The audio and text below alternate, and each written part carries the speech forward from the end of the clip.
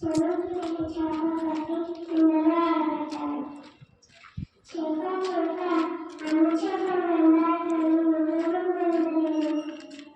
మనకు గడినప్పుడు అడ్డం వచ్చింది, ముందుకే వెళ్ళలేము.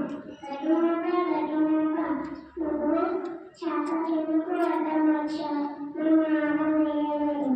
ఆగం నువ్వు గడి ముందుకు వేయలేదు. నువ్వు ఈతగాడు ఈతలేదు. ఈతగాడ నువ్వు ఆగం ముందుకు నువ్వు అవ్వ పెట్టలేదు.